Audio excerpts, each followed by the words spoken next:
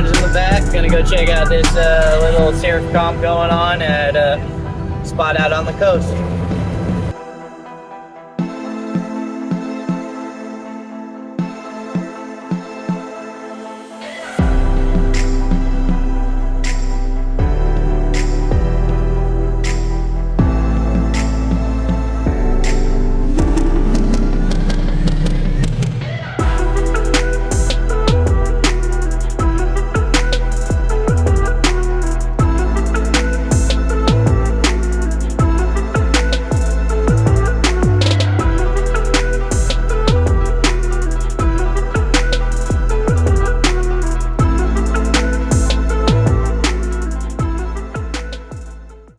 What up? Alright, so we're going to continue to talk today about waves, but going to continue with sound and color and kind of explain to you guys the difference between sound and color.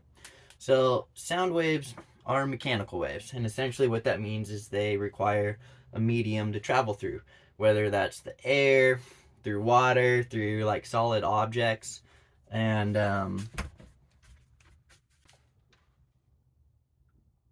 sound is a mechanical wave. It requires a medium to travel through, like water, air, or solids. Alright, and so the speed of the sound depends on whether it's traveling through any of these. If it's traveling through water or if it's traveling through solids, it's actually a lot faster than traveling through air. But if it's traveling through air, it's traveling around 343 meters per second, which is still pretty fast.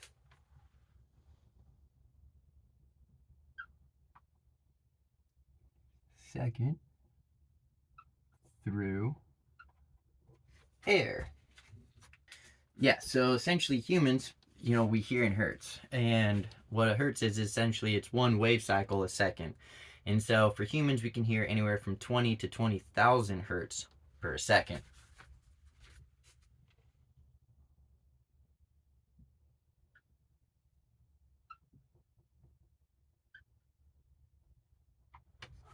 Which sounds like a lot, but to give you guys an example of all the other hertz and stuff like that exist real quick. So you have hertz, which is a revolution per a second. So that's one. And then you have kilohertz, which is 1,000 revolutions per a second. And then you have millihertz, which is 1,000,000.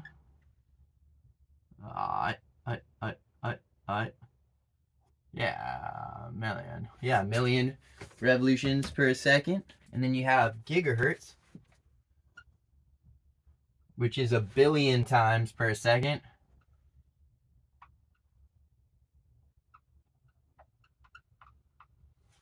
And then you have terahertz, which is 1,000,000,000,000 times a second. Terahertz. I'm not good at spelling, but terahertz. It's a trillion times a second. So for the spectrum of waves, what we hear compared to what we see, these waves have a lot slower revolution per every second than the waves of light. The waves of light are just moving so much quicker all of the time. Now, so now, that's for sound. Color is part of the electromagnetic spectrum, and it doesn't need anything to travel through. It travels through space.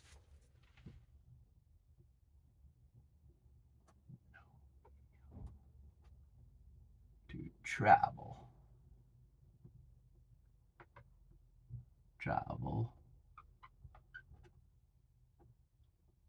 Can travel through space, which is pretty crazy.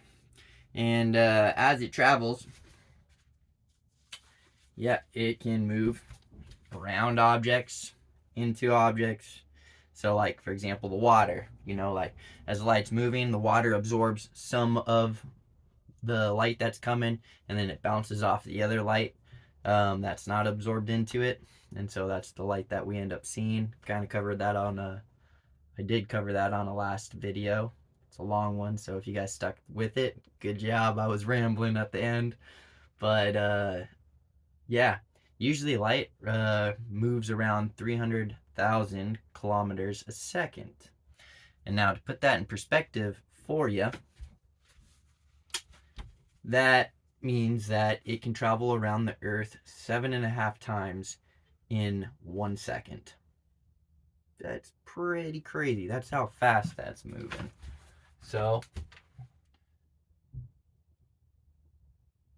travels around 300,000 kilometers a second. Travels around the Earth 7.5 times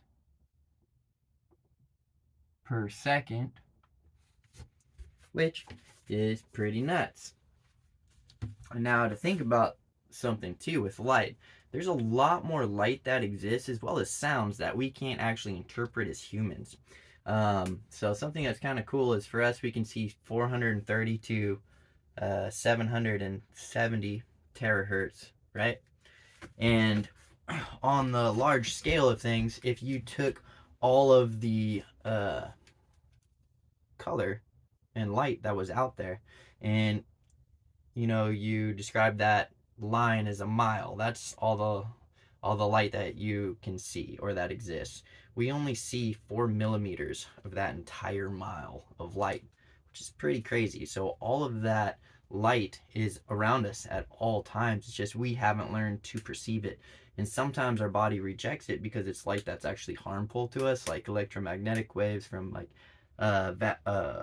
microwaves and things like that, which we'll get into that a little bit later on. But yeah, it's crazy. Like another thing too, so like in Earth's single revolution in a 24-hour period, light has traveled around the Earth 650,000 times, which is kind of cool.